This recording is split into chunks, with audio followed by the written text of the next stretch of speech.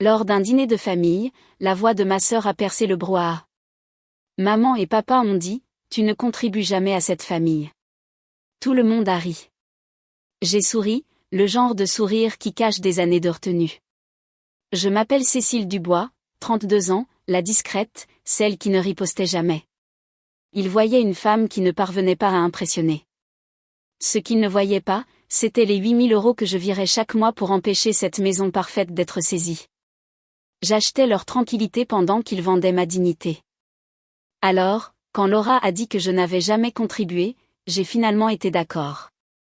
Parfait, leur ai-je dit. Puis les paiements ont cessé aujourd'hui. Papa s'est étouffé avec sa boisson. Maman est devenue pâle. Ils voulaient la vérité. Ils ont eu une facture. Le poulet rôti trônait au centre de la table, doré et parfait, comme tout ce que ma mère touchait. Elle croyait que la beauté pouvait cacher la pourriture.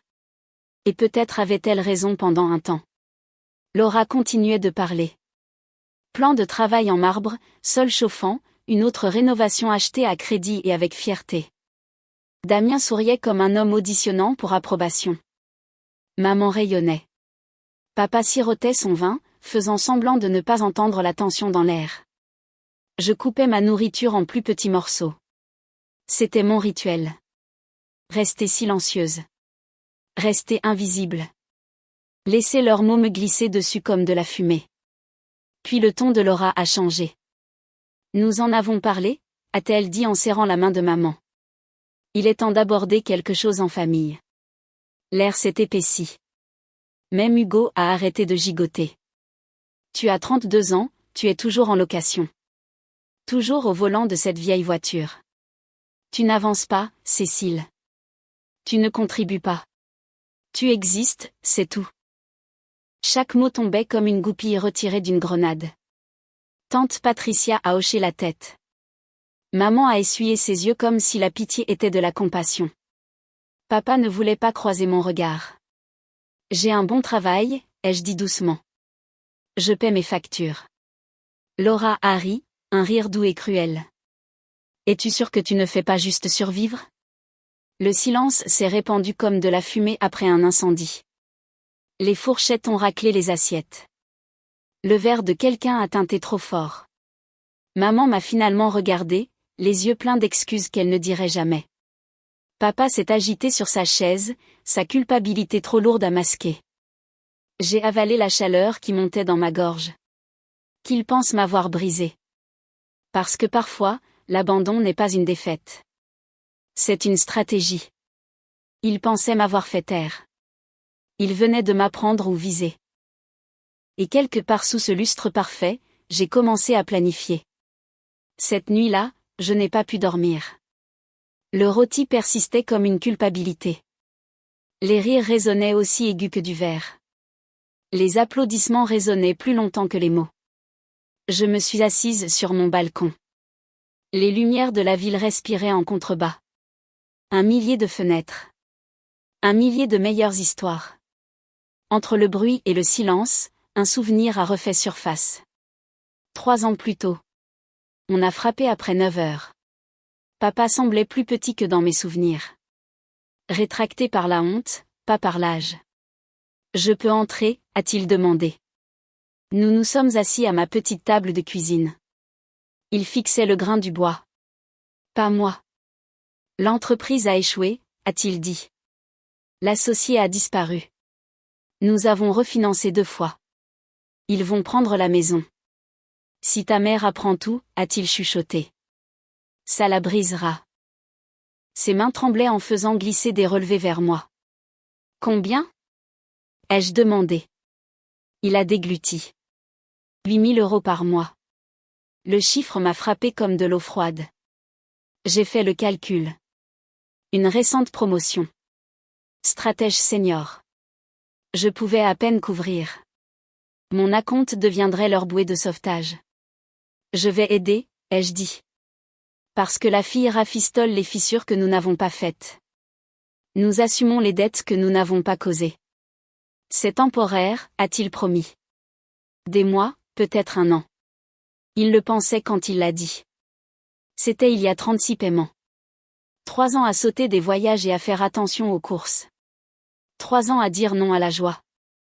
3 ans à me faire traiter d'égoïste pendant que mes économies disparaissaient dans leur hypothèque. Ce qui brûlait, ce n'était pas l'argent, c'était l'importance qu'ils lui accordaient si peu. Dans leur version, j'étais la déception. Dans la mienne, j'étais l'échafaudage silencieux. J'ai regardé la lueur de l'autoroute. Les phares tombaient comme de brefs météores. Pour une fois, je ne me sentais pas petite. Je me sentais vidée, puis étrangement légère. La liberté ne rugit pas. Parfois, c'est un sac à dos enfin soulevé. Votre colonne vertébrale s'allonge. Votre souffle arrive. Vous réalisez depuis combien de temps vous êtes courbé. Ils pensaient que leur jugement m'avait brisé. Je n'avais fait que me courber en stockant de la force. Le silence n'est pas une faiblesse. C'est une compression avant le relâchement. J'ai compté les transferts. 36 dépôts. 36 humiliations avalées. Un registre d'amour qu'il n'avait jamais équilibré. La contribution n'est pas du marbre et des étapes organisées. Ce sont des choix que vous portez quand personne n'applaudit. Il y avait d'autres coups. Les coups silencieux. La start-up que je n'ai pas rejointe. Le voyage à Hawaï que j'ai refusé. Un homme bien que j'ai laissé s'éloigner parce qu'un avenir signifiait des calculs que je ne pouvais pas partager. Au travail, je prospérais. À la maison, je rationnais la lumière et le bruit. Je suis devenue experte en excuses pour que personne ne découvre la vérité. Ils ont bénéficié de mon silence. Demain ne le ferait pas. Je leur montrerai la contribution avec des horodatages et des totaux, pas des excuses, des limites, pas des discours, des chiffres. 8000 façons de dire non. Le matin, j'arrêterai de payer et commencerai à être. La pièce retenait son souffle avec la vapeur. Les serviettes attendaient comme de petits drapeaux de contrôle. Laura a levé son verre, clôturant l'intervention. Contente que nous soyons alignés, a-t-elle dit. Il est temps de s'améliorer. J'ai hoché la tête une fois. Super, ai-je dit. Alors quelque chose change ce soir, a souri Damien, prenant enfin ses responsabilités. J'ai ouvert mon application bancaire. La table s'est penchée pour le commérage. 3 ans, ai-je dit calmement. 36 paiements, 8000 chacun. J'ai posé l'écran près du centre de table. Les transferts brillaient dans l'argenterie. Papa a toussé, puis s'est vraiment étouffé. Le sourire de maman est mort sans cérémonie. Tante Patricia a raté son verre d'eau. Laura a plissé les yeux, puis s'est tue. Qu'est-ce que c'est, a-t-elle demandé, sachant déjà. Leur hypothèque, ai-je dit. Depuis votre pendaison de crémaillère. Le silence a saisi toutes les gorges à la fois. Papa me l'a demandé, ai-je ajouté. Il a supplié de garder le secret. Maman a retrouvé son souffle. Tu avais promis que nous en discuterions en privé. Tu avais promis que c'était temporaire, ai-je dit. Des mois, peut-être un an. Damien a fait le calcul à voix haute. 288 000 €. Il a respiré. J'ai gardé mes yeux sur Laura. Tu as dit que je ne contribuais jamais, ai-je dit. Alors, confrontons nos histoires. J'ai touché l'écran. À compter de demain, les paiements s'arrêtent. La fourchette de papa a heurté la porcelaine. Cécile, s'il te plaît. Pas ici. Où, alors, ai-je demandé. Où je suis invisible? Les yeux de maman se sont remplis d'une tristesse tardive. Nous avions un arrangement. Non, ai-je dit. Vous aviez un secret. Maintenu avec mon argent et votre silence. Tante Patricia a chuchoté. Elle a raison. Puis elle a baissé les yeux. Hugo regardait les adultes perdre leur costume.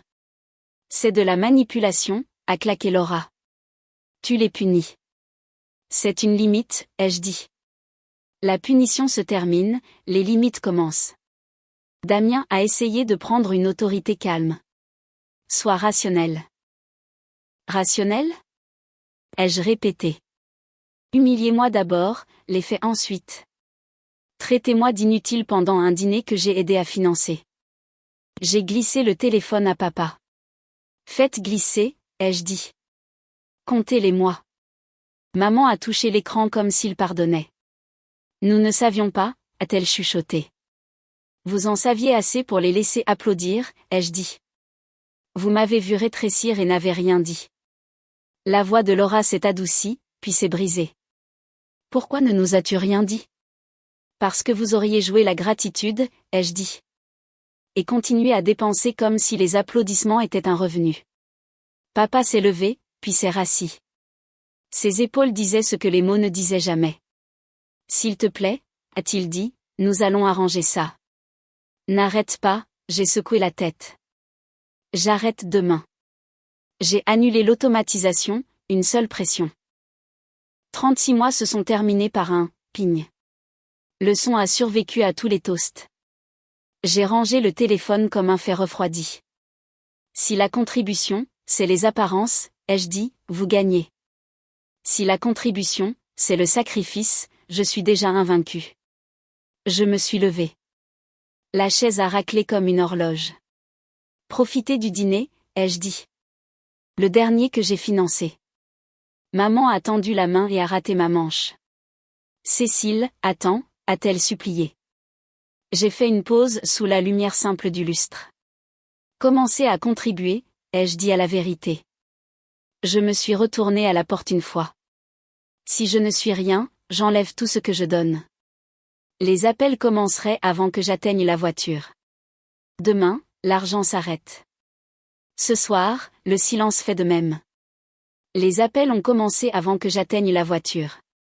Papa, puis maman, puis Laura. Je les ai laissés sonner toute la nuit. Le silence m'a enfin choisi en retour. À la maison, la sonnette a brisé le calme. Tante Patricia se tenait là, tenant une cocotte. La recette de ta mère, a-t-elle dit doucement. Offrande de paix ou culpabilité, ai-je demandé. Elle a cligné des yeux. Les deux. Je l'ai laissé entrer. C'est joli, a-t-elle murmuré, regardant autour d'elle. Douillet, plus petit que je l'imaginais. Tout le monde m'imagine plus petite, ai-je dit. Elle a dégluti. Ce soir, c'était mal. Tu as acquiescé, ai-je répondu. J'ai cru au spectacle, a-t-elle dit. Je suis désolée.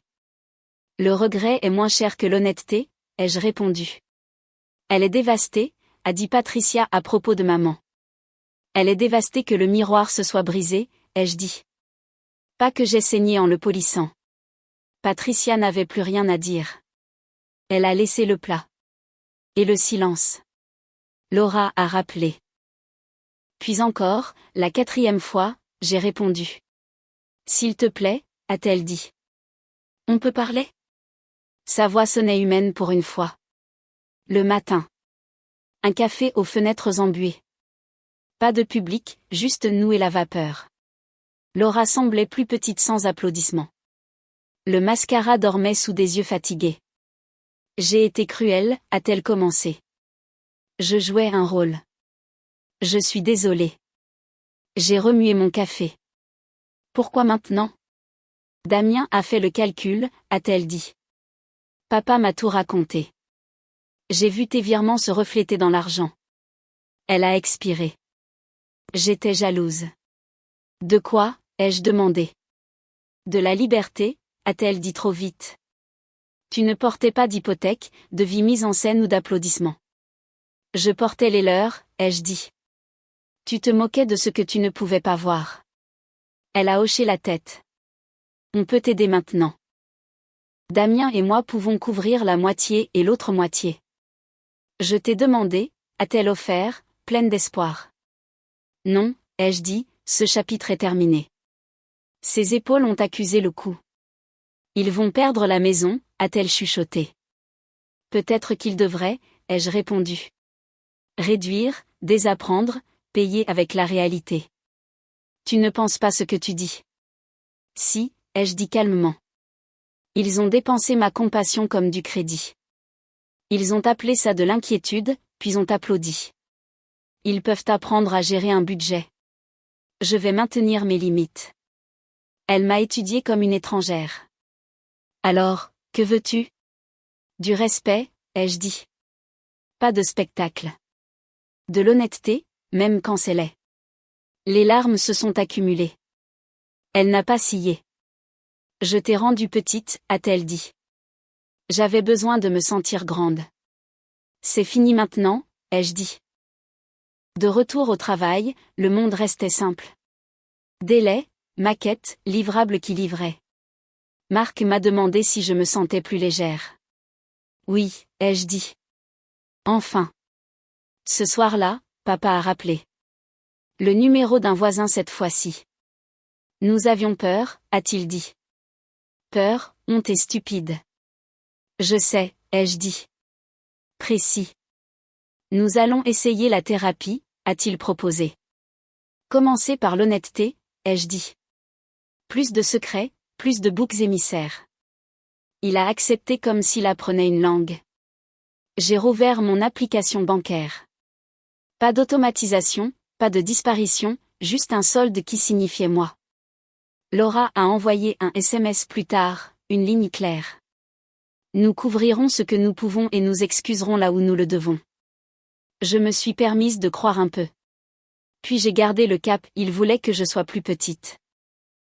Je prends ma place et je la garde. Les mois passèrent tranquillement, comme si le monde avait expiré. Plus d'interventions familiales. Plus de dépôts secrets à minuit. Juste la paix, stable et inconnue. Mes parents ont vendu la maison. Le panneau, à vendre, semblait étrange sur leur pelouse parfaite. Maman a pleuré le jour où il a été retiré. Mais quand j'ai visité le nouvel appartement, elle a souri pour de vrai. Plus petit, mais honnête. Laura et Damien ont déménagé aussi. Ils ont vendu la maison avec la salle de bain en marbre. Ils l'ont échangée contre quelque chose de plus simple, de plus léger. Ils avaient commencé des consultations, de la thérapie, un budget, des mots que nous n'utilisions jamais à notre ancienne table. Parfois, papa appelait le dimanche. Il ne demandait pas d'aide. Il demandait si je mangeais bien. C'était nouveau. Maman m'a envoyé une photo encadrée. Notre famille en thérapie, épuisée, mais réelle.